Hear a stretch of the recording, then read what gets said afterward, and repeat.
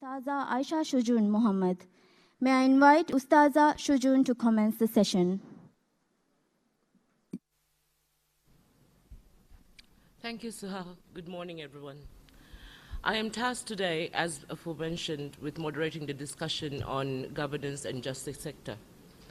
Effective and efficient governance structures and justice sector institutions that uphold the values entrenched in our Constitution are crucial in building a modern democratic nation.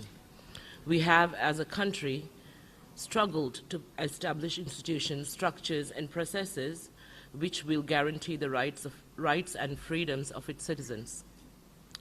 Today, we have a window of opportunity to review and revise the systems in place to ensure transparency, accountability, and justice.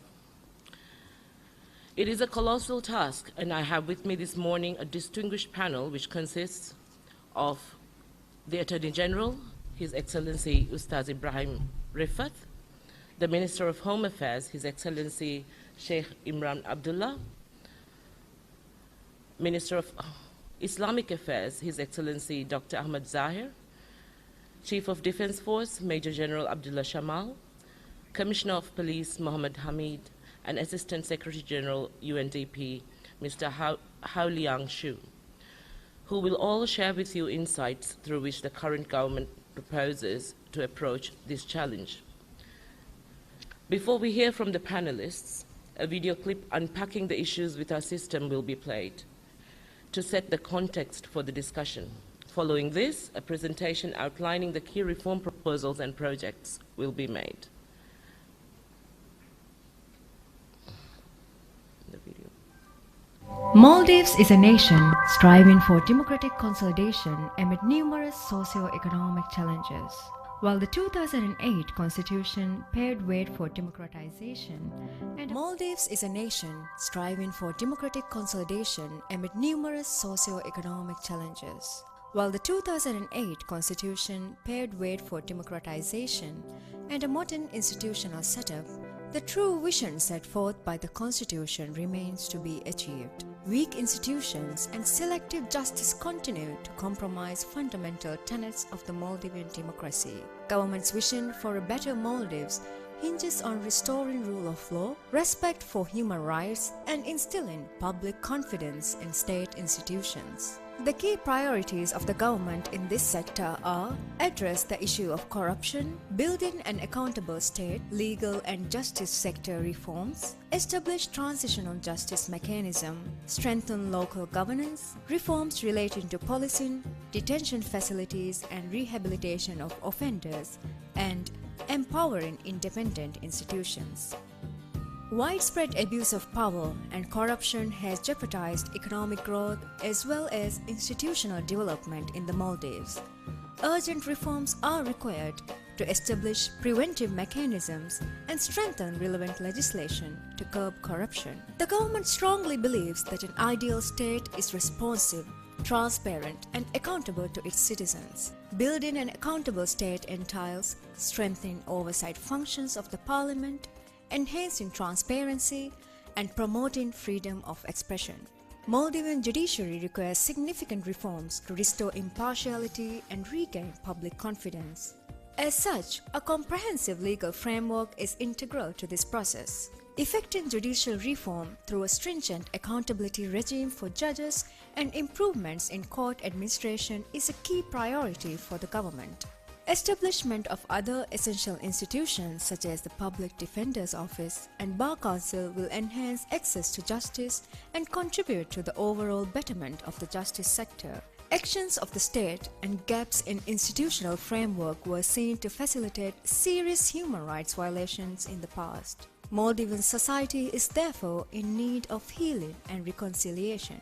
Government believes that the proposed transitional justice mechanism is an opportunity to achieve this. An effective decentralized system of governance is essential for inclusive decision-making.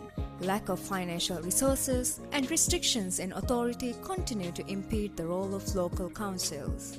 Legislative amendments that allow legal and fiscal autonomy, as well as authority to devise policies, are essential to empower local councils. Measures are required to ensure equal participation and enhance women engagement in the decision-making process. Maldivian police has been constantly placed at crossroads of partisan politics. Instances of police brutality and procedural infringements have compromised public confidence in the institution. Urgent reforms are needed to establish policing as a service that respects fundamental human rights and upholds the rule of law. In the past few years, public perception of oversight institutions has deteriorated to a very low standard. This is due to serious allegations of corruption and external influence compromising the work of these bodies. Oversight bodies need legislative and structural reform to play an instrumental role to reinforce good governance, which along with an impartial judiciary will become the key to our progress. At the Attorney General's office to make the presentation.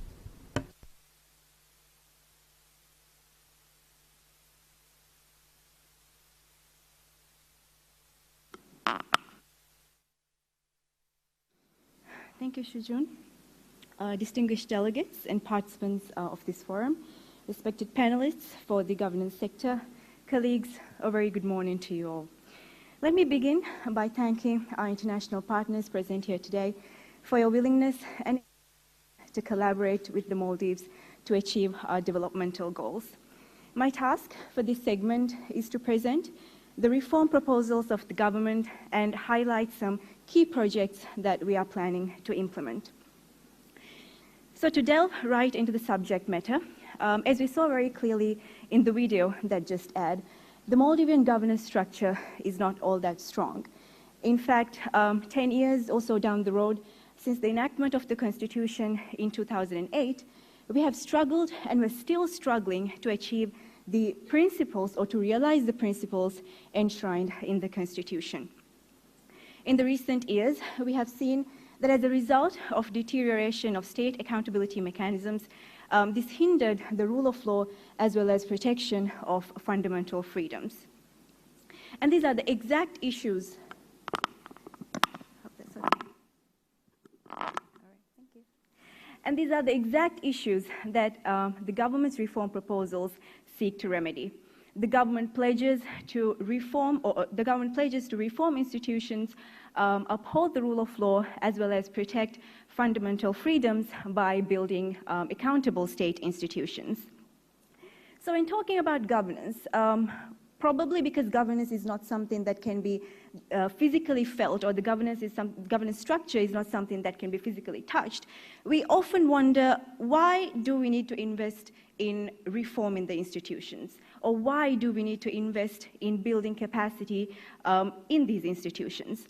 My simple answer to that question would be that the governance system actually forms the backbone of every single sector of the country. So if I talk about economic developments, if I talk about economic activities, all of these activities are being carried out or will be carried out in the backdrop of the governance structure. And that is the reason why we need to have robust institutions.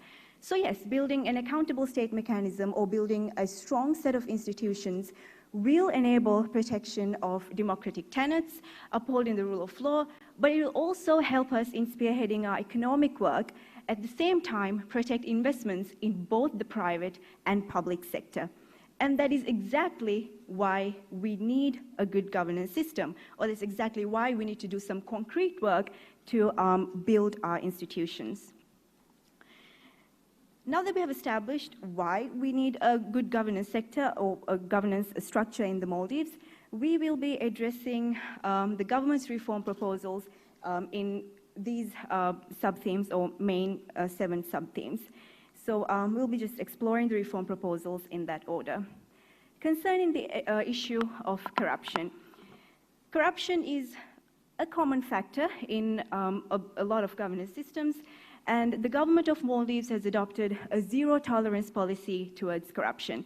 And these are the 5 main policy directives that we will be employing, or the government will be employing, to curb corruption. First policy would be to eliminate all avenues of corruption within the state. This involves devising and implementing a national anti-corruption policy, as well as conducting risk assessments within state institutions to assess its prevalence to corruption. The second one would be fostering greater accountability, transparency, and integrity of state institutions. The government in this regard aims to build effective preventive mechanisms. So we're talking about establishing ethics committees, enhancing the corporate governance code of state-owned enterprises, as well as incorporating anti-corruption policies into internal procedures in these institutions. One of the most prominent policy directives to this effect would be strengthening the legal framework. A whistleblower protection bill is in the pipeline, and through this bill or legal protection, we hope to incentivize public to flag illicit activities or breaches of the law within state institutions. Increasing integrity of all public officials, as well as reforming key institutions which has been allocated oversight functions, are very key priorities for us in this area. One of the important projects that we are proposing to address the issue of corruption would be a 5-phase-based general awareness program, which will be conducted through target institutions like the Anti-Corruption Commission. Moving on to address building an accountable state. All of the government's reform proposals in this area hinges on the principle that's enshrined in Article 4 of our Constitution. The government strongly believes that an ideal state is responsive, accountable, and transparent to the public or its citizens. So the first reform policy that we are proposing in this area would be strengthening the oversight function of the Parliament. We will be supporting the Parliament to establish concrete mechanisms, concrete parliamentary deliberation processes to ensure public participation in it. Implementing an open data policy to enhance transparency of institutions is also a reform proposal in this area. We believe that this open data policy will enable the public to be privy to the decision-making process of the government. Creating avenues for the public to hold the state accountable. A prominent example to this effect would be the Whistleblower portal that was established to enable the public to anonymously flag any illicit activities or breaches of law in state institutions. Lastly, but most importantly, promoting the right to freedom of expression and freedom of media. And I suppose a very important step taken towards this direction would be that the government was able to repeal the law, law number 15/2016, Protection of Reputation, and Freedom of Expression Act, that sought to impose unreasonable restrictions and impossible fines on freedom of media. Moving on to address the most prominent work that the government will be undertaking in terms of reform proposals, reform of the legal and justice sector. If we're talking about legislative reforms, we have divided this huge task into two main categories. The first one would be enacting new laws. We have formulated a legislative agenda, and the legislative agenda has identified some very key bills that we will be introducing to strengthen different sectors in the economy as well as the governance sector. This is one area where our international partners could assist us in terms of the technical drafting, consultation processes, and so on and so forth. Addressing legislative review or legal audit, this is a long-term task that the government has planned. We will be looking into, or we'll be assessing all our primary and secondary legislation for its compliance with constitutional provisions, human rights obligations of the state, international human rights instruments, as well as other treaties and conventions that the Maldives is party to. So that is the work that we'll be doing towards effecting legislative reforms. Moving on to address judicial reforms, which is very urgently required at the moment. We are planning to effect judicial reform in two main categories. The first set of reforms would focus on reforming the court structure and court administration. The government plans to establish the Office of Court Management, which will be headed by a Chief Judicial Administrator, to oversee the functioning of all the courts. Expanding the role of registrar is also a very important reform proposal in this area.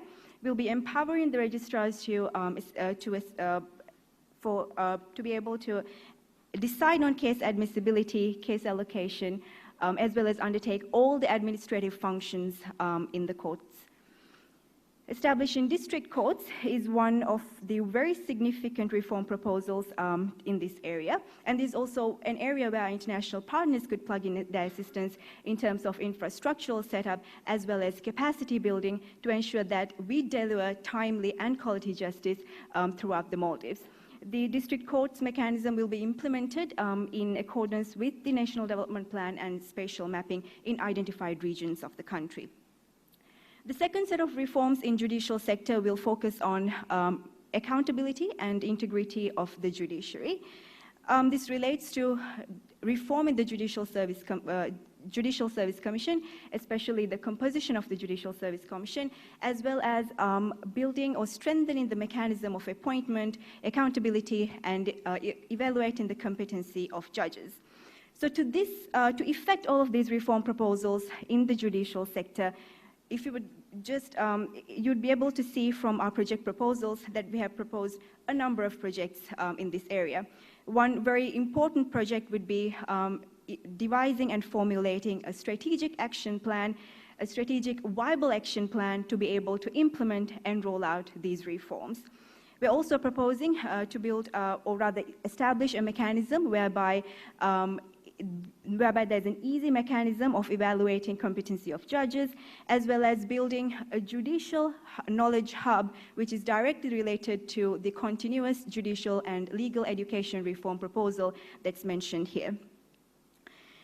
In addition to judicial reforms, we are also proposing to establish very key institutions in the justice sector that will contribute towards the overall enhancement or betterment of the justice sector. So, for example, the Public Defender's Office, which will be established through the enactment of the legal aid, will seek to remedy the issues we are having in terms of legal aid provision in the government today.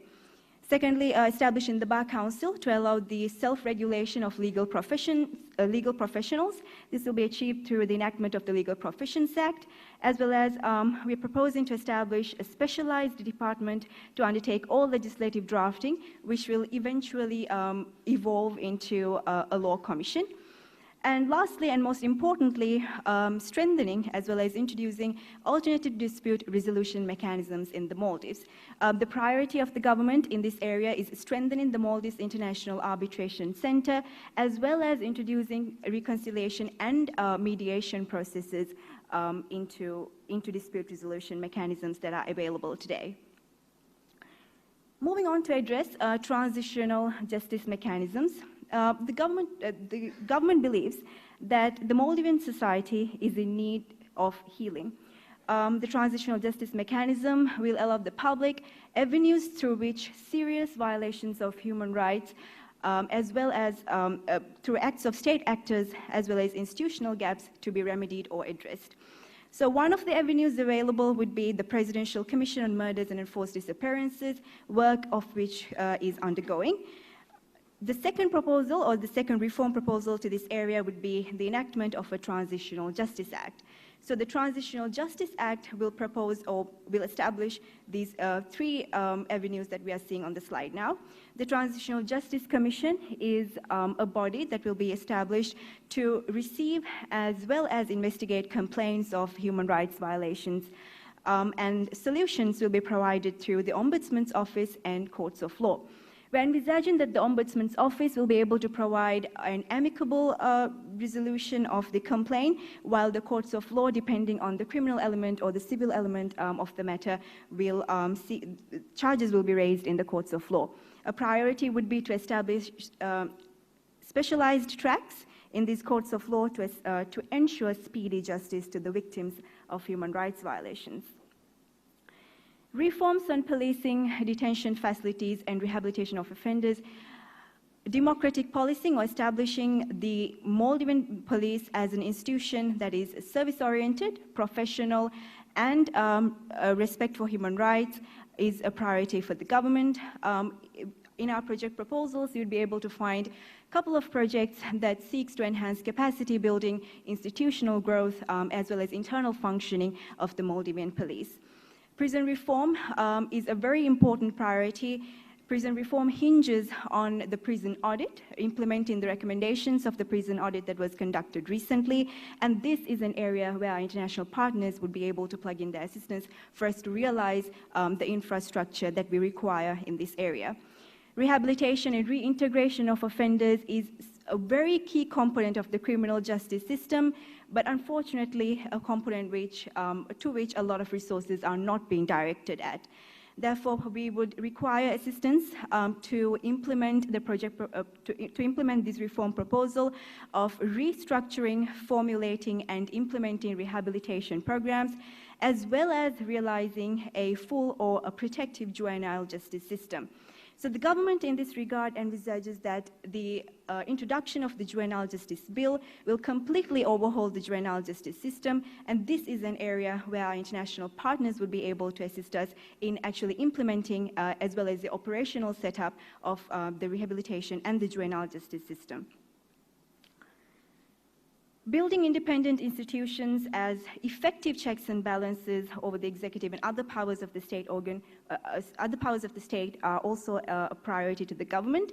All of our reform proposals in this area will be hinging on addressing or us achieving these main three goals stated here. Ensuring accountability of independent institutions formed under the Constitution and laws. We're talking about administrative and performance audits as well as mandatory reporting to the parliamentary committees. Ensuring that independent institutions are free from undue influence by identifying any legal limitations in terms of their reporting, in terms of its composition, that will hinder their impartiality, and lastly, ensuring efficiency. So in this area, we have identified some projects that will enable us to enhance the internal functioning of the independent institutions, as well as establish cohesive mechanisms in these institutions to enable the public to submit complaints and track its statuses and receive some results. Lastly, strengthening the local governance. The governance structure as a decentralized system has been realized in the Constitution. However, due to centralization of resources and marginalization of local councils, this vision of the government has not been achieved yet. So we are aiming at allowing fiscal decentralization and empowerment of councils in terms of its authority, in terms of its decision-making power, as well as legislative autonomy. By strengthening the women's development committees in the local government, we are also aiming to engage women more and to increase their role in local governance decision-making. So that's all the reform proposals of the government. Very briefly touched upon towards this sector, and I hope that in our project proposals, if not all, some of it might strike an interest with our international partners, and that this is a beginning or this kickstart a fruitful discussion for us achieving the reform proposals we have stated here. Thank you so much for your time.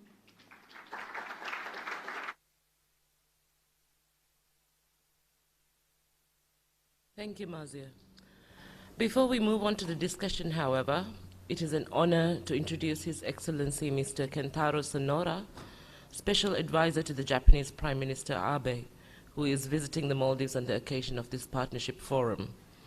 Japan is a key development partner of the Maldives, and the Japan-Maldives friendship is a strong example of partnership for development.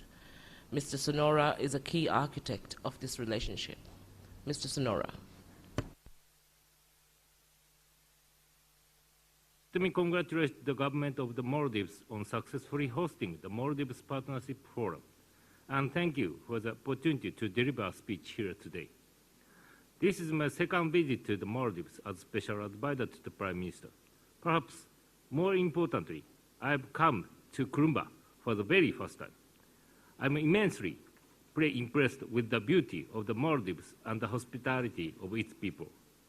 Last December, when the Maldives was embarking on a new chapter in its history under President Sharif, I visited the Maldives.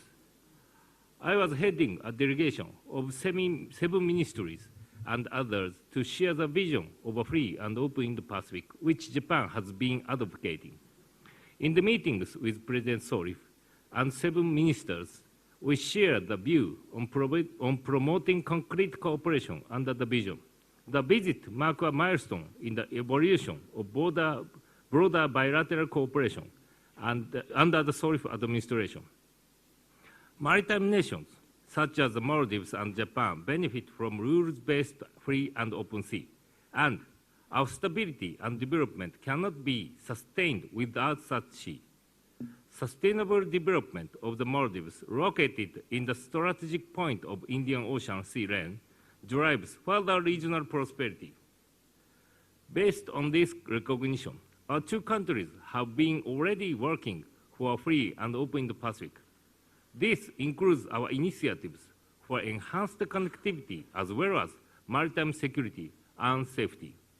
In this light, today, let me address our vision for the future cooperation with a focus on 3 areas. First, quality infrastructure investment. Second, building a resilient society. And third, blue economy. For realizing prosperity in the Indo-Pacific region, connectivity enhancement through quality infrastructure is indispensable. Today, global demand for infrastructure investment is vast. Nevertheless, sustainable development is sometimes hindered because of infrastructure investment that does not meet the international standards. To tackle this challenge, Japan took the lead in endorsing the G20 principles for quality infrastructure investment at the G20 finance ministers and central bank governors meeting held in Japan last week. The principles highlight openness, transparency, economic efficiency, and debt sustainability of borrower countries. We aim to endorse the principles at the G20 Osaka summit at the end of this month. Japan will extend necessary cooperation and capacity building assistance for emerging donors and recipient countries to implement the principles. As for the Maldives, Japan is now considering dispatching a financial expert on debt sustainability and launching human resource development programs. We expect that these cooperation will contribute to promoting quality infrastructure investment and sustainable development in the Maldives. The second focus is building resilient society. Japan has cooperated with the Maldives in this field through building sea walls in Malé and providing fire engines. Also, Japan has just started developing the digital terrestrial television broadcasting network equipped with a tsunami early warning system. I couldn't be happier when I learned that hook and ladder trucks that Japan had provided helped rescue people from the building on fire in Malé the other day. Yesterday, Japan and the Maldives exchanged notes on Japan's grant aid concerning provision of a fire boat and a landing craft boat, which can transfer fire engines from island to island. This will make it possible to rapidly respond to a fire call and effectively fight the fire in remote islands. I'm confident that this cooperation will help develop the Maldives' disaster risk management and its maritime safety. And the Maldives can overcome a major challenge particular to an island nation. The third focus is the development of blue economy. When I visited the Maldives last December, our 2 countries agreed on Japan's grant aid for the provision of oil pollution treatment equipment to the Maldives. We are convinced that it will help conserve marine environment, believing that beautiful sea is an irreplaceable asset supporting the Maldivian economy. In this regard, let me introduce a specific example of a Japanese company. This company has been involved in water supply in Malé since 2010. This February, they accepted an order for the installation of the desalination facility in Fulmare Phase 2. We are keenly aware that providing clean water in remote islands is a priority for the Sirleaf administration. That is why we strongly hope for cooperation of more Japanese companies in addressing the water issue in the Maldives.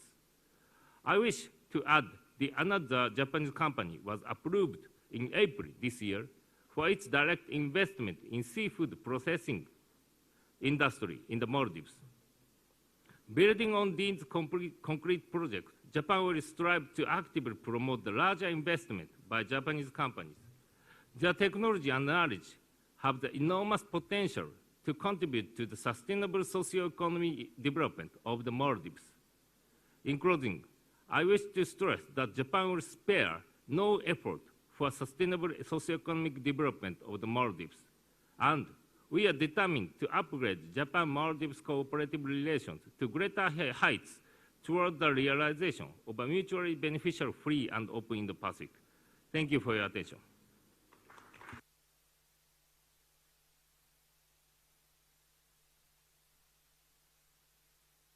Very much, Mr. Sonora. You have illustrated our robust relationship with Japan, which we hope will grow and be further strengthened over the coming years.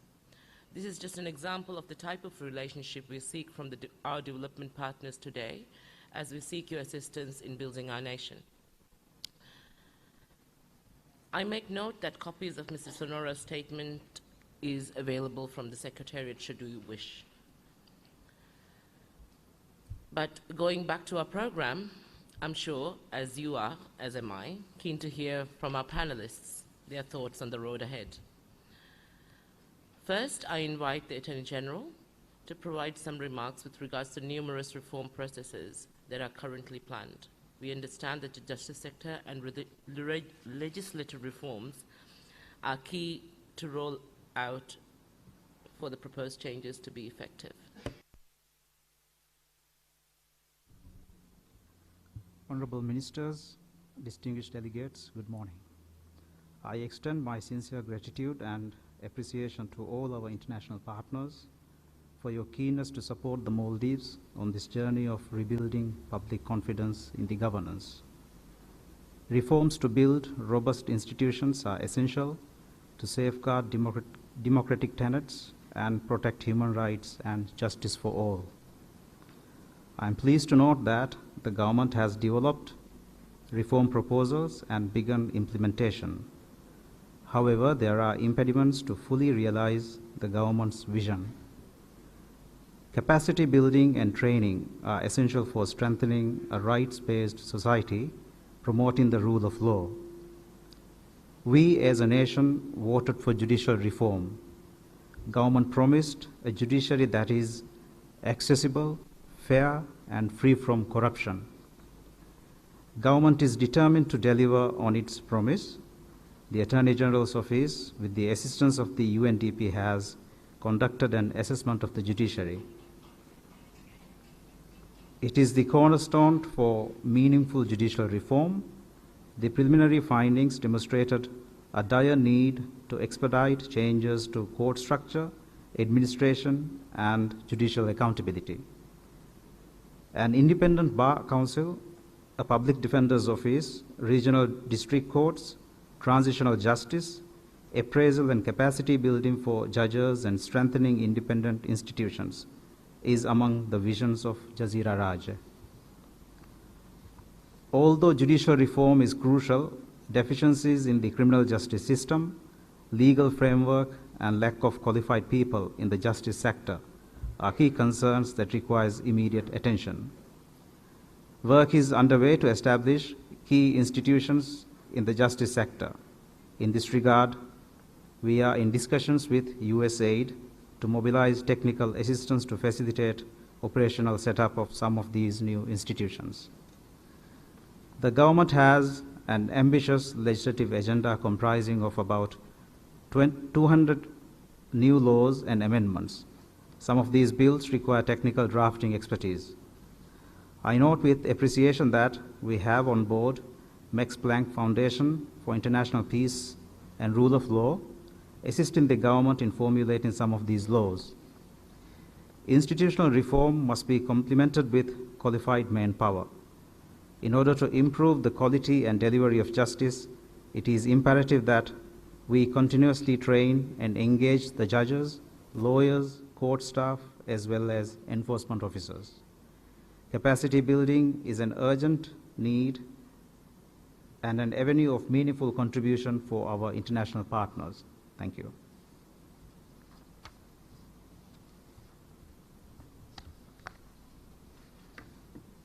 Thank you, Attorney General, for your comments.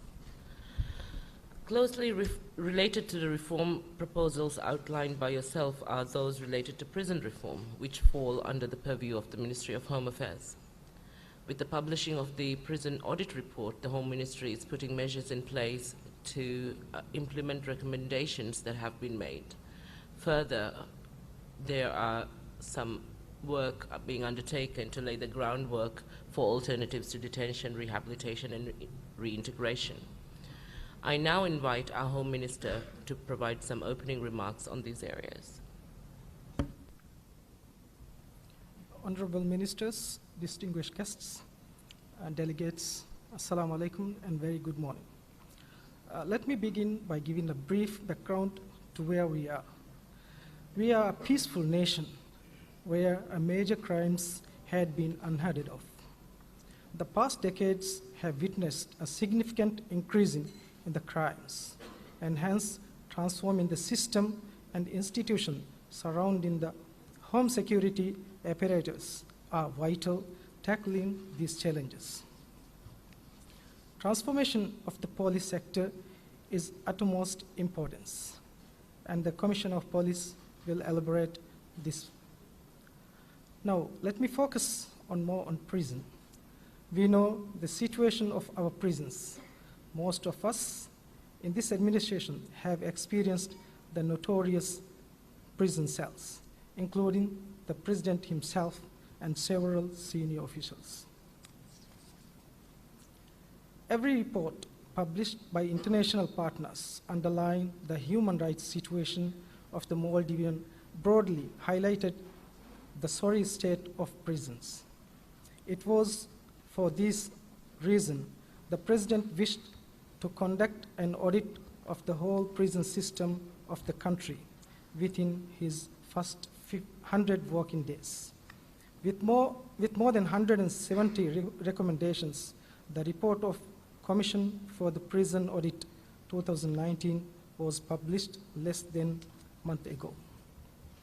Now, we have identified almost every problem in our prison system, including the issues that need to be aligned with our laws and international commitments. We have made the implementation of these recommendations a key strategy goal for us. There are three broad areas where we need drastic changes. Number one being the need to expand the prison and correctional infrastructure to overcome the congestion and many other issues arising from congestion, such as health and other fundamental human rights related matters. We have already considered this in the process of developing the National Spatial Plan. Number two, we need to develop the prison system further so that it becomes a fully functional system with a proper rehabilitation and reintegration mechanism, a way to classify and segregate the inmates, a practical result-oriented parole and clemency system, community service, and other elements that are vital to the modern prison system. And number three, the whole paradigm associated with the prison need a shift from traditionally accepted idea punishing the inmates to the modern approach, rehabilitating and reintegrating the inmates back to the society as responsible citizens. For this, we need our correctional officers to be adequately trained so that they will capable of delivering our visions. In short, we have placed human dignity at the very center of this reform, and I seek to form a partnership that will help us achieve our vision of an exemplary prison system in the Maldives. Thank you.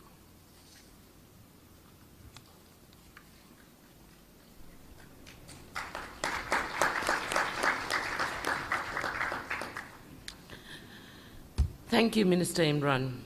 For governance, informed society and public engagement is vital. The Islamic Ministry has such a platform to engage the public on different issues. Minister, could you briefly elaborate on how you think this opportunity could be utilized by the Ministry in creating civic awareness and thereby an informed society?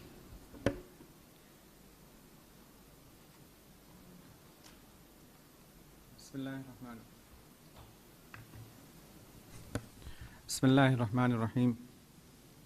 First, I would like to thank the organizers of this event. Let me start with a general observation about the Ministry of Islamic Affairs. When the new administration came into power, several public concerns were raised about the efficiency and accountability of the ministry. It is important to note that though every institution is created for a specific purpose, there are certain objectives which are common to all. These objectives are to contribute to good governance and to ensure justice. As far as good governance is concerned, it is not possible without efficiency. In the same way, ensuring justice is not possible without accountability. Public concerns were also raised regarding the current judiciary system and creating good governance. To address these concerns, we need to make the relevant institutional bodies accountable and provide justice to the public. The famous historian Ibn Khaldun said, whenever the people of society lose their trust to their judiciary system, that society will collapse. So we should not let our people to lose their hope to our judiciary. I strongly believe that Islamic values can play a very positive role in our quest of good governance and justice. Islam's advice for attainment of halal income would function as an antidote of corruption. Its emphasis on pursuing knowledge would lead to efficiency. So much so, its advice for serving the brethren would contribute to welfare and justice. The Ministry of Islamic Affairs is trying to internalize these values at both the organizational and social levels through various social awareness programs and activities, and staff training. These values need to be integrated into our value system. The ministry also faces several challenges in reforming the institution.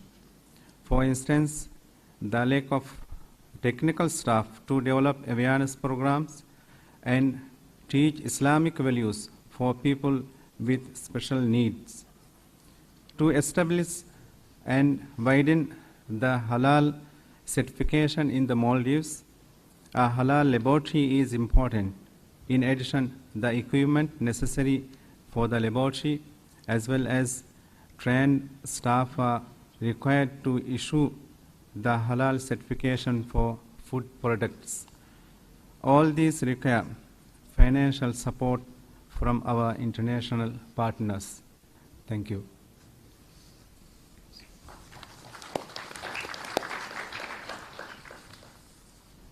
Thank you, Dr. Zahir. Change is at times accompanied by security threats, and the reality of the world today is that we need to take issues related to terrorism and its associated risks seriously. I would like to take advantage of the fact that we have the Chief of Defense Force amongst us in this panel. Major General Abdullah Shamal, could you please expand on this subject? Thank you very much indeed. A very good morning, distinguished guests, excellencies, and honorable ministers.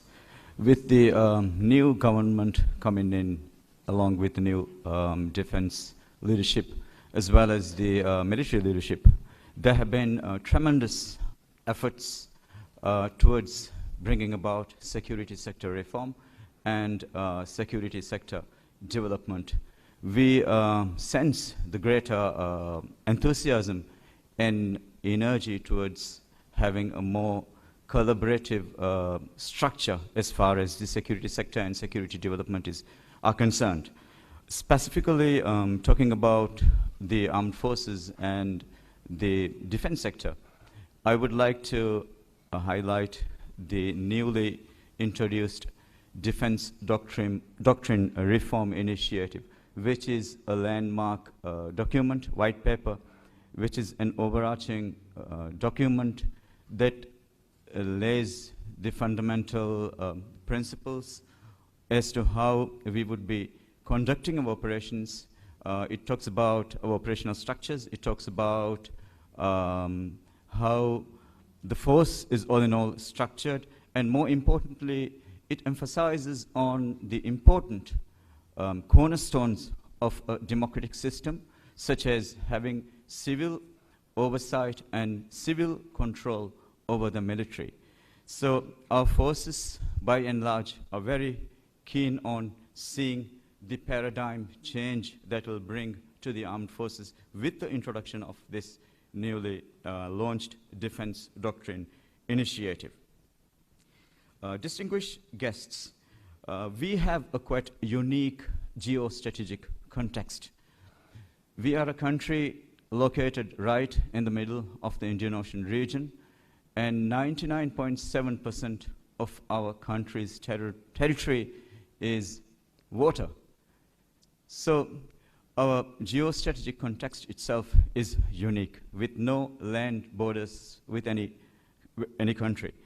So keeping a vigil and monitoring this vast sea surface is our challenges.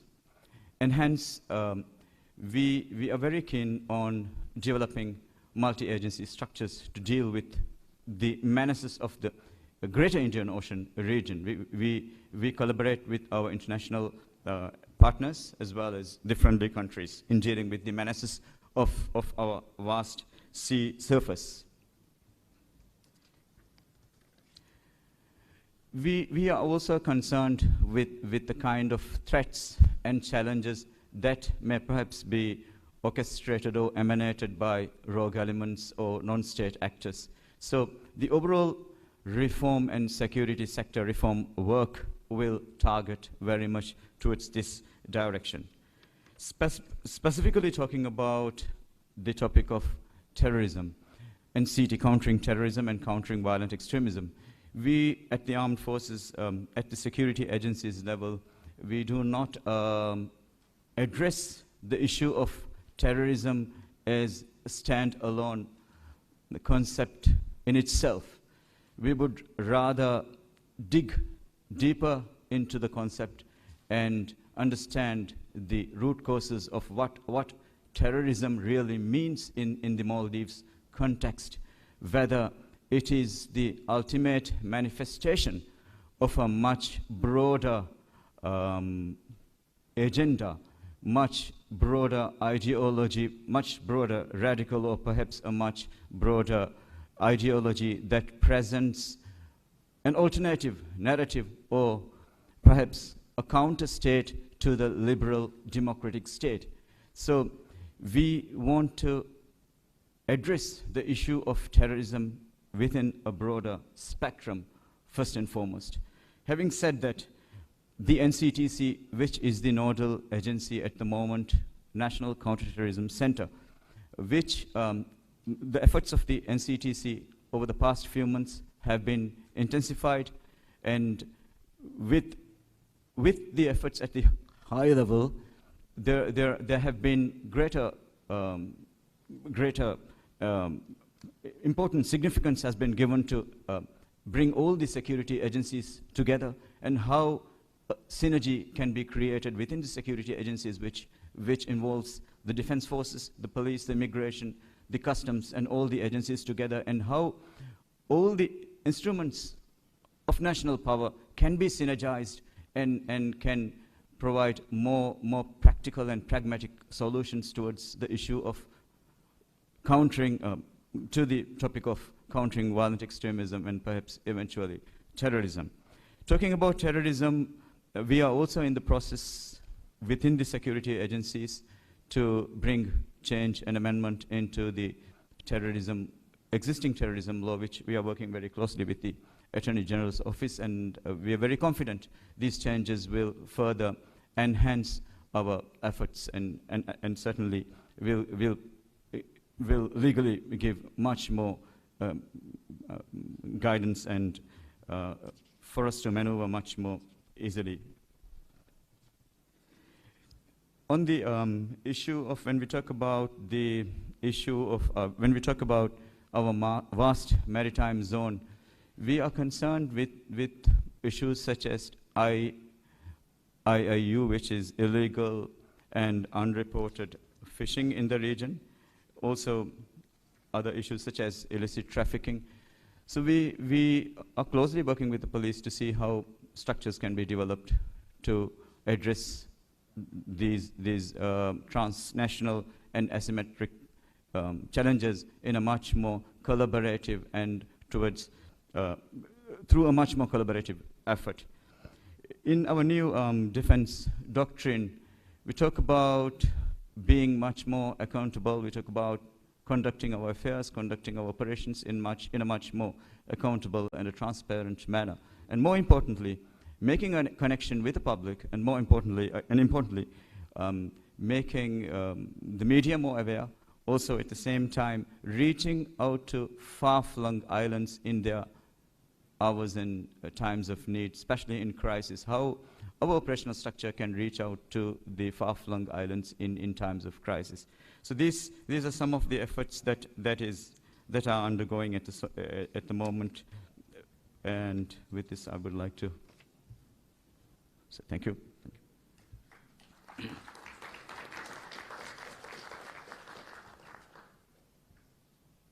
Major General Abdullah Shamal. Your remark ties in well with the work currently being undertaken by the Maldives Police Service in improving security. Perhaps the Commissioner of Police could provide a few remarks in this regard. Thank you. Excellencies, ladies and gentlemen, very good morning to you all. As we all understand, a police service, especially the conduct and performance of a police service in any democracy, indicates very much how good the country or that nation is governed.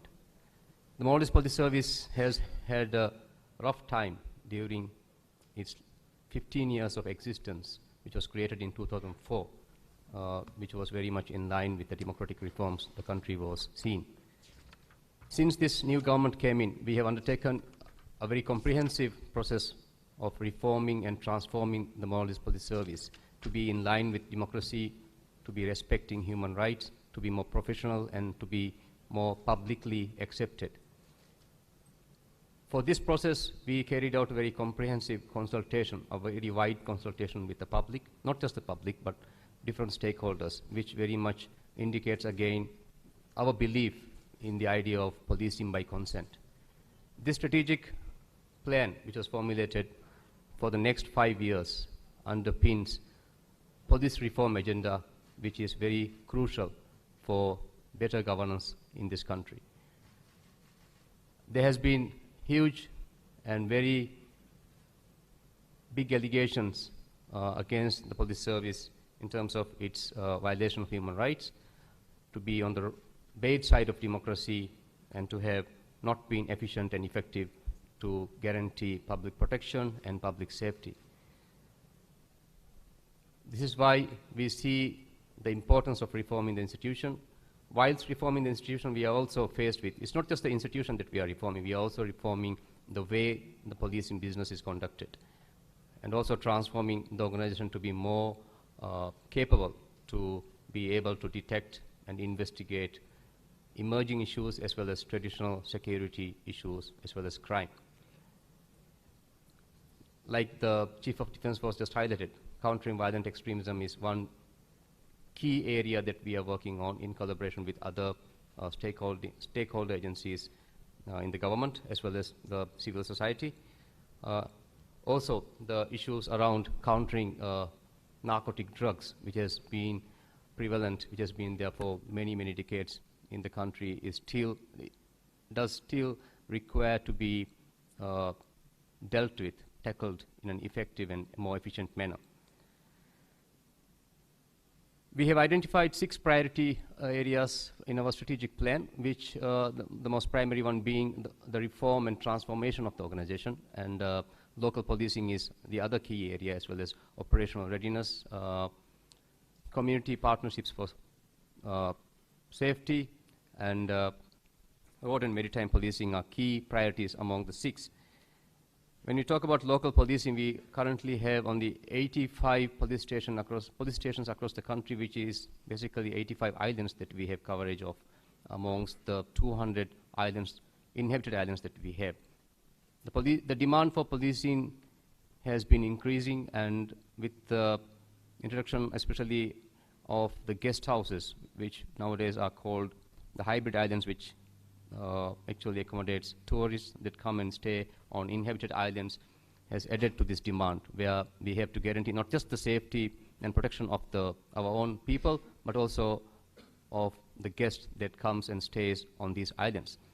With respect to that, we are taking tremendous work in consultation with our partners, friendly governments, as well as our local government departments to improve security and safety for tourists. We are also looking at a country, when we talk about the crime picture of this country, there is a lot happening in the online environment. Maldives has a huge penetration into the internet compared to the other South Asian states. This very much calls for the need and requirement for an agency such as ours to be effectively operating and adequately resourced to counter threats emanating from the online environment. This also goes for the online radicalization, which is very much prevalent in our society. The security organizations, as we are currently undergoing a structure, the national structure, the review of the national structure to better deal with the threats of terrorism and violent extremism, I think, which is also very crucial, which very much requires the assistance from our partners for us to be able to effectively deal with these menaces.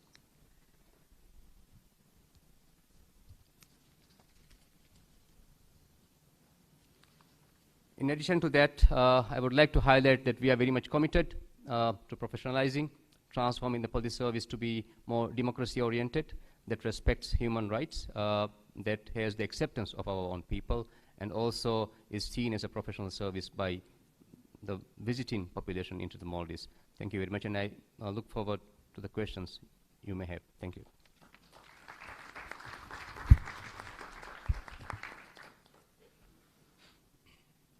Thank you very much, Commissioner. Next, please allow me to invite Assistant Secretary General of UNDP, Mr.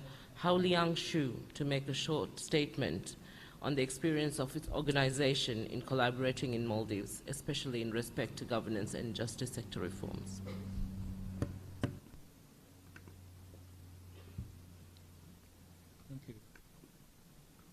Thank you very much, Madam Moderator. First, I would like to thank the government of Maldives to invite me to join this session. I must say that I'm very impressed by the openness and the confidence the ministers have displayed in laying out their very ambitious reform agenda. So let me make a few quick points to put the Maldives' effort in the context of the international development agenda. First, let me say that we're working together in all our developing countries to help our governments and the people to achieve the sustainable development goals. And this session centers squarely on SDG 16, which says to promote peaceful and inclusive societies for sustainable development provide access to justice for all, and build effective, accountable, and inclusive institutions at all levels by 2030. So specifically, I would like to refresh our memory on some of the specific targets. The target 16.3 says that we need to promote the rule of law at national and international levels and ensure access to justice for all. 16.5 says substantially reduce corruption and bribery in all their forms. And target 16.6 says develop effective, accountable and transparent institutions at all levels. Right? And I just give one more example. 16.7, ensure responsive, inclusive, participatory, and representative decision-making at all levels. Right? So all the presentations and the reform agenda that the ministers presented speak to this international agenda. Maldives, as a member of the United Nations, committed to achieving SDGs. And the Maldives presented a national voluntary report in 2017. At some point, Maldives will need to report on its progress on all these SDGs. So this session will allow Maldives to achieve the SDGs as they achieve the national development aspirations. So let me then very quickly to talk about our lessons learned in our governance work around the world to promote the rule of law and access to justice. There are three lessons. First, we needed to adopt a comprehensive vision anchored in 4 pillars, and all these 4 pillars needs to be pushed forward at the same time. The first, rule of law and independent judiciary. Second, effective oversight of parliament and independent bodies. 3, strong systems for transparency and anti-corruption. And 4, effective decentralization, bringing real decision-making power and services close to the people. There are some other elements that I can speak, but in the interest of time, I will not read this, so we can make the statement available. The second lesson is that we need to ensure that reforms are moved forward transparently and in consultation with all groups in society, especially in contexts where there is a need for to rebuild social cohesion as a foundation for sustaining stability and peace. And while the pace of reforms needed to be ambitious, real time and investment must be put into raising awareness among all citizens about the path that is being followed. Right. And the third lesson, very quickly, is that all development projects, whatever area they are in, also needed to be underpinned by the same principles of governance. As a result, right, and for Maldives particularly, it will be critical for Maldives' blue economy to ensure that all future investment projects, right, however financed, are open to rigorous public scrutiny to ensure that they will make a positive contribution to environmental sustainability and to climate change adaptation, and working towards the goals of the objective, resilient and sustainable Maldives. And I would add the word inclusive Maldives. Right. So now I will not get into all the areas that we have worked in Maldives over the past years, which are in all areas that the ministers have mentioned. Okay. I would only say that we are very committed to bring our regional and global expertise to support the people and the government of Maldives in their journey to achieve their development goals. Your priorities are our priorities. And working together, we can turn the plan's vision of progress and development into reality. And in this regard, the last sentence I would say is that we need partnerships. UNDP, as all other UN agencies present here today, is not a donor. Right? So we need international collaboration and catalytic support from our development partners to work with our government in Maldives and other partners in Maldives including civil society and independent media. So with this conclusion, I look forward to more discussions. Thank you.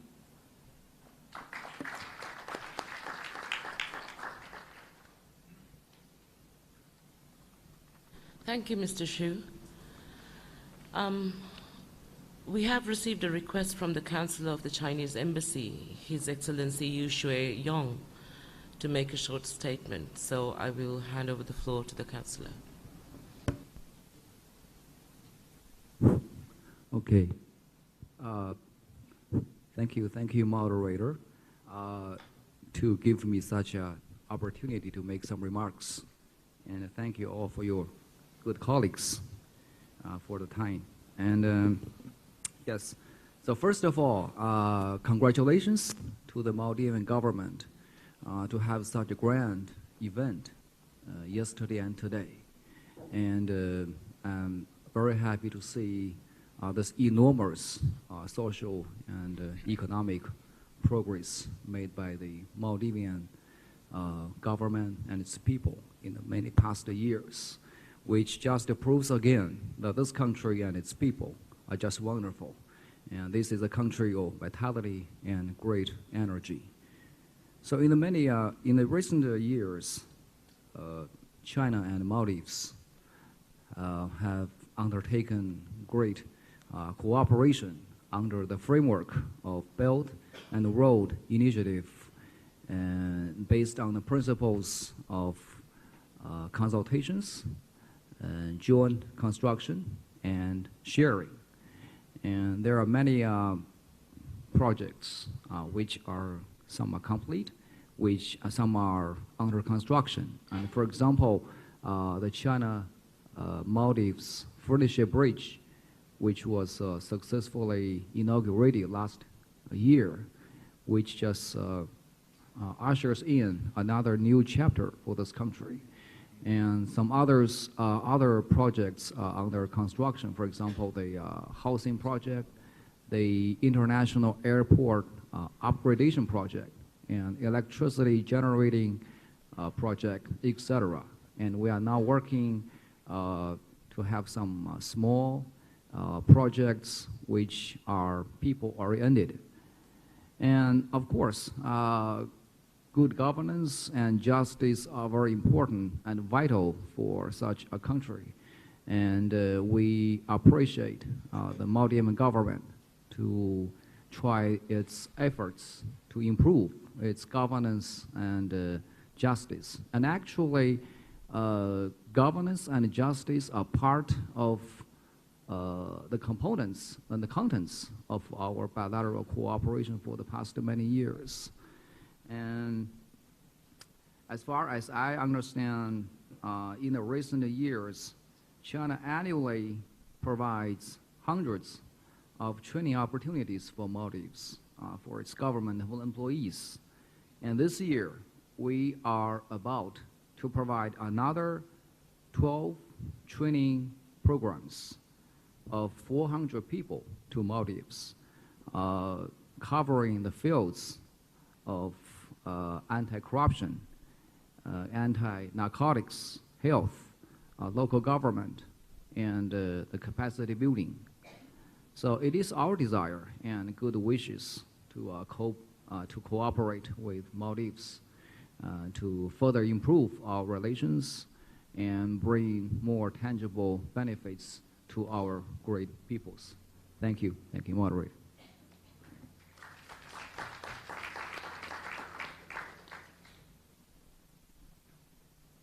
I'd now like to open the floor for questions and statements from the delegates. Where there are questions, we will take questions in tranches to make most of the limited time available to us.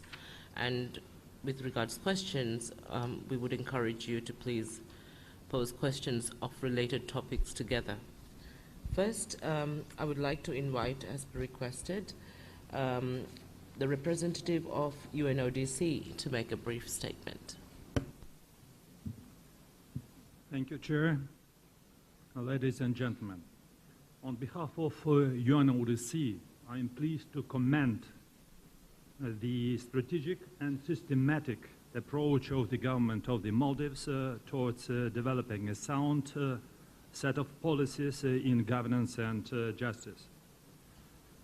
UNODC is the world leader in promoting the rule of law and prevention and combating any kind of crime, any kind of illicit activities and violation of human rights. And we are providing assistance to the government of the Maldives in the area of rule of law and combating different crimes. One of the examples is the development of minimal standards for security of resort and hybrid islands. And one can imagine how important it is for the sustainability, stability, and socio-economic development of the Maldives. UNODC is keen to support holistic and comprehensive strategies in the area of security sector reform and governance and justice, and calls upon all development partners who are interested in strengthening security, rule of law, justice, and stable democratic development of the Maldives to join hands and support UNODC efforts. Among our immediate plans is support of the prison reform, and we are grateful to EU for bolstering UNODC cooperation with the Maldives in the area of prisons and the prevention of radicalization, violent extremism, and terrorism. Thank you.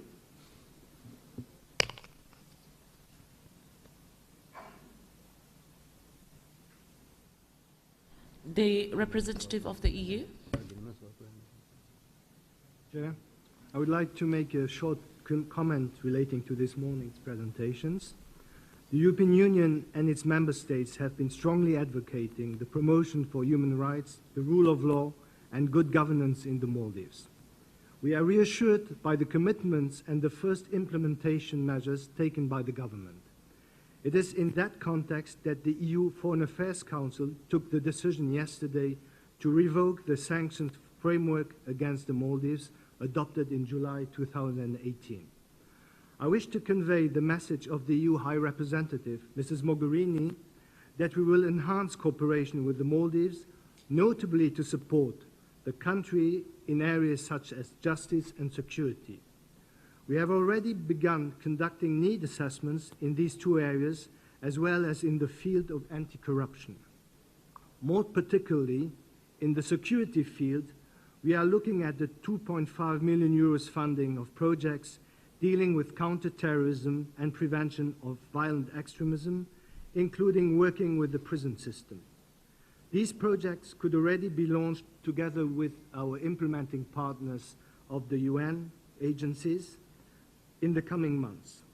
And we are looking forward to speak further on the cooperation possibilities in the margins of this partnership forum. I thank you for your attention. I would now like to invite the representative of Germany. Thank you very much. I'd like to read a short message by my Foreign Minister Heiko Maas before continuing with a short own statement. Germany and the Maldives are linked by a close and forward-looking partnership. Hundreds of thousands of Germans are familiar with Maldives primarily on account of its attraction as a tourist destination. But the Maldives is more than a country consisting of 1,200 islands in the Indian Ocean. It also stands as an example of the challenges posed by climate change, which is hitting the islands particularly hard. Since the adoption of a new constitution in 2008, the Maldives, as a young democracy, has made considerable progress in the implementation of pluralism, freedom, and expression of human rights. At the same time, it faces the task of providing sufficient jobs and healthcare facilities and educational institutions for its growing population. The challenges are interlinked. Environmental impacts can quickly wipe out social progress and threaten the livelihoods of many people. The social balance, for its part, has a bearing on the acceptance and resilience of democracy. It was important for me to discuss these difficult issues at the Berlin Energy Transition Dialogue with Foreign Minister Abdullah Shahid in April. I'm certain that the Partnership Forum will offer further impact of food for thought. Germany has accompanied and supported the Maldives' democratic path from the very beginning. At the country's most recent presidential and parliamentary elections, its citizens gave clear expression to their desire to help shape a liberal society. I'm delighted that Germany is able to contribute to necessary reforms with tangible projects. Our countries are also working together closely in international climate policy. Our cooperation in the UN Group of Friends on Climate and Security addresses climate change as a threat to peace and stability. We are working together in this format to promote a rules-based international order. I'm very much looking forward to our country's continued cooperation on these issues. And let me add, as Attorney General Rifat has already mentioned, Germany continues to be a strong partner for the Maldives in promoting development and democracy. And through the Max Planck Foundation, we will support the legal reform process in the Maldives for the coming years. Thank you very much.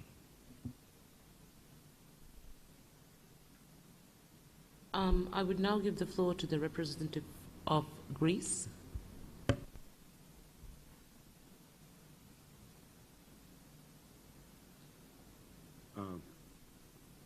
Thank you, Madam Moderator. I wish to congratulate all the participants in today's panel discussion for a very well structured and open presentation of the issues related to justice, home affairs, crime prevention, and terrorism prevention. It augurs very well for the democratic credentials of this new administration that we all have greeted last year. My question refers to illegal migration through the vast area that several speakers, both yesterday and today, have spoken about, that consists of 99% of water. And if the defense and security forces have faced or detected illegal migration flows, and if so, what could be the measures to be taken, or the support that they might need for that from international agencies and the community. Also, I would like to address a specific question to the Home Affairs Minister about the threat from violence inciting radicalization in relation with the numbers of foreign workers that I understand are employed here, especially in the tourism business. Thank you very much.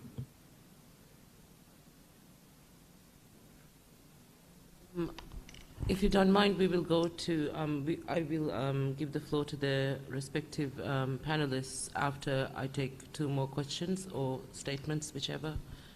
First, representative from South Africa. Thank you to the panel for that, that very strong commitment to open and transparent governance system. And thank you also to Attorney General Rifat for showing confidence in South Africa's ability to guide you with your judicial review process. South Africa have a very robust judiciary. We've got a responsive constitutional court, and we have a very engaged citizenry, and we always stand ready to support Maldives and other countries as well. Thank you also for employing one of our retired constitutional court judges to help with the judicial review process. His recommendations were handed in recently. However, it is a matter of concern for us that there's already some pushback from the Supreme Court. This, of course, is important that all role players are involved and engaged, and that the process for the recommendations and the implementation is not retarded or the judicial review process delayed. I wonder if there's some kind of plan in place to manage that pushback and to ensure that all the role players do buy into the recommendations for the review process. Thank you.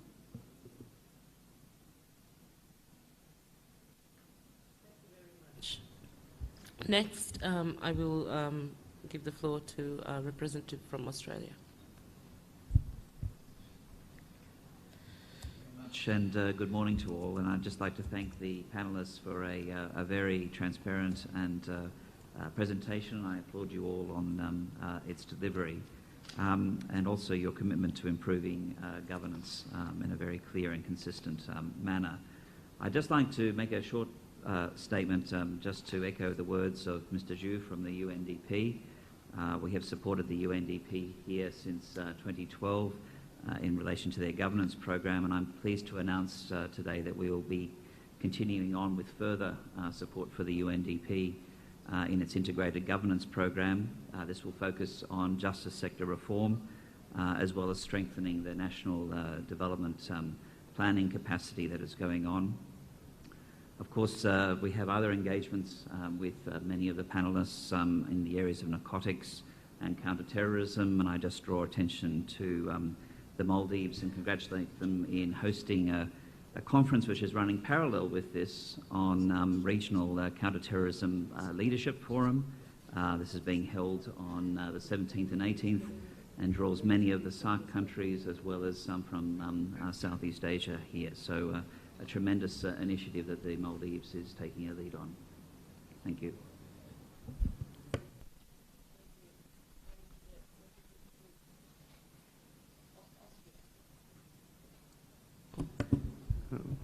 Thank you very much. And thank you very much to all the government representatives here for their very open and very informative statements. Mine would just be a short statement, particularly directed to the Chief of Staff. And thank you very much for mentioning particularly the fight against terrorism and extremism, and also for seeing this phenomenon as a whole, starting from prevention to de-radicalization, to fighting, or then to reacting. As we saw in Sri Lanka, we were all taken by surprise of what happened there, and it had devastating effects. And I guess it would have even more devastating effects also on the Maldives, particularly on the tourism sector. And obviously this is a big concern to us as a country who has seasonal but direct flights to this country and who is bringing in loads of tourists. So that was kind of encouragement. Please keep up this approach, and maybe you could elaborate a bit more, obviously, on how pertinent you see this threat. I mean, you were talking about it in very general terms, so we guess it is there. But you know, including probably the return of foreign fighters from the Maldives to their home country, and how much are we in danger? Thank you very much. Thank you. I will first request the Chief of Defence Force to please address. Thank you very much. I think there are two issues, two pressing issues that have been discussed as far as the defense and police are concerned. One is the issue of our large and vast maritime zone, and in fact we feel that the stability security, and sustenance of the wealth of the Greater Indian Ocean region will be of crucial importance to all the littoral countries of the Indian Ocean region. So, for example, we saw the intensification of piracy activities in 2009 and 2010, but with collaborative efforts of all the regional armed forces, the issue of piracy is declined. It is not pressing to that level we saw in 2009 anymore. But then, at the same time, we are concerned with the IUU, illegal, unreported, unregulated fishing, and as well as other issues, other menaces such as illicit trafficking, gun running, and other criminal activities that are being undertaken within the Indian Ocean region by certain rogue elements. So there is a greater need to create maritime domain awareness within the littoral countries and to constitute more collaborative maritime security efforts in ensuring that Greater Indian Ocean region is stable, secure, and then eventually we ensure the safe passage of all the multinational, transnational trade, bulk of trade that passes through the sea lines of communication within the Indian Ocean region. So we are a party to it, meaning quite enthusiastic member as far as this effort is concerned. And there is greater effort that has been put to enhance the maritime security capability of our security forces. So going to the second point of terrorism, we feel that the efforts of CVE, countering violent extremism, and CET should fall within a greater security sector reform agenda, first and foremost. And those efforts are being at the moment undertaken at the very high level, at the President's office level, at the security agencies level, and we are quite regularly collaborating among the security agencies, how we can have a more collaborative, a comprehensive, multi-agency approach towards countering terrorism. And then, like I mentioned, we do not want to understand or perceive terrorism as an isolated issue. We want to, like I mentioned, we want to dig deeper into the root causes, and we want to understand the broader spectrum and dynamics of terrorism. For example, whether the terrorism is an ultimate manifestation, or it is orchestrated or supported by a greater ideology, and if so, and even apart from it, we feel that there is a greater need at the softer dimension. We're bringing all the agencies together, creating a synergy, bringing all the agencies, like all this, apart from the security agencies, other ministries such as the Islamic Ministry, the Youth Ministry, and all the state entities together, working together in the softer dimension as far as the prevention is concerned, as far as presenting a counter narrative or an alternative narrative to the terrorist agenda. At the same time, we, the armed forces, we, the security agencies, we are more interested and more concerned on developing and constituting a responsive operational as well as an administrative structure to deal efficiently with an incident such as, for example, what happened in Sri Lanka. And we feel that the key to such and preventing such an incident would be, of course, information sharing within the intelligence agencies, intelligence community, information and intelligence sharing, and at the same time having a more whole of government, whole of society approach in the CT efforts. So in a broader CT effort, the security agents, especially the armed forces, is at the extreme end of the spectrum, because we are concerned with the kinetic, lethal, responsive role. So if all the other efforts are being efficiently undertaken, we have quite a minimal role in countering terrorism. I hope that explains. Thank you. If I may add, on the question of On the question of illegal migration, yes, we do have a problem, not necessarily illegal migration, but concerning expatriate workers that have been flowing into the country for the past many years. I think this unmanaged situation has put the country under great risks, not just reputation, but also opens for risks such as increased criminality, and also has some association with the spread of radicalization, which I understand has to be very effectively managed and which requires assistance from our partners for the state to be effectively dealing with the situation. In terms of countering violent extremism and terrorism, like the Chief of Defense Force has very rightly highlighted, we are working on a structure which actually addresses the situation that we have. We do understand the Maldives has been associated with violent extremism for quite some time now, and we have been also associated to have sent the most number of foreign terrorist fighters, especially to the domain of Syria and Iraq since 2013-2014. Taking in all that into consideration, I think there has been greater collaboration amongst the security architecture of the country, as well as more concerted efforts are being introduced for us to be on top of the situation, to be able to handle it. And I think the Sri Lanka experience presents the Maldives with a great opportunity to again revisit the current existing structures in terms of information sharing amongst key security agencies, as well as how we prevent such events to take place.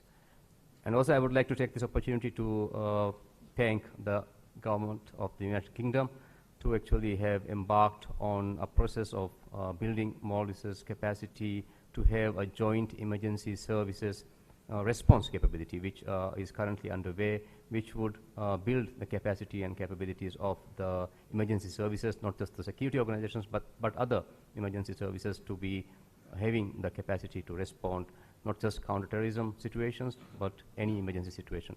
Thank you. Thank you very much. I would now like to give the floor to the Attorney General to respond to the questions posed by the South African representative.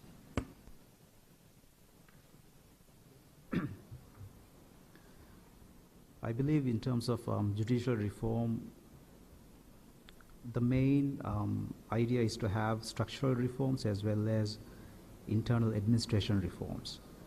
And any complaints against judges should be resolved through the Judicial Watchdog, which is the Judicial Services Commission, and then bringing about the necessary legislative amendments to the Constitution and also to other relevant acts of the Parliament, including the Judicial Service Commissions Act, the Judges Act, the Judicature Act.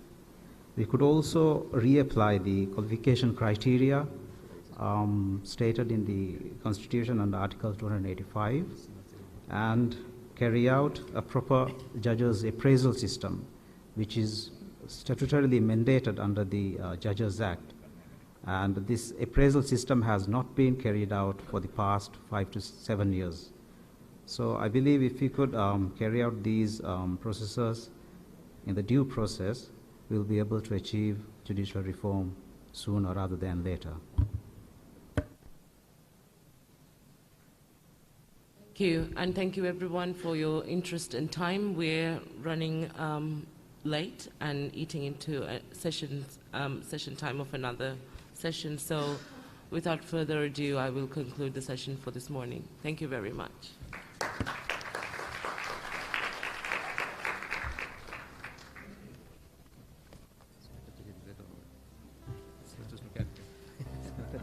Thank you, Ustaza Shujun, for moderating the session. Thank you, panelists, and thank you, everyone. Ladies and gentlemen, all presentations of the sessions are available on the MPF website. They will be uploaded after each session.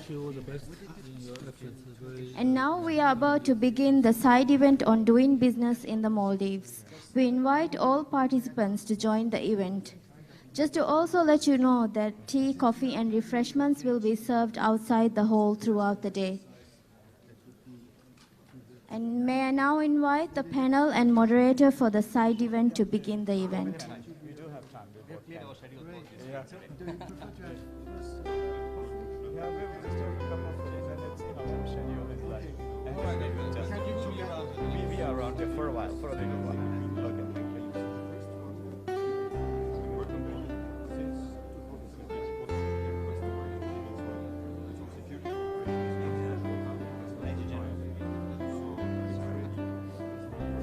My name's David Holly. I'm the new Australian ambassador. It's my card. So on the 30th of June to the 4th of July, we have a ship, HMS Ballarat, coming to Maldives. They'll be here in Maldives. And we'd like on the 30th of June to have some engagement with the defence force here. With all of that.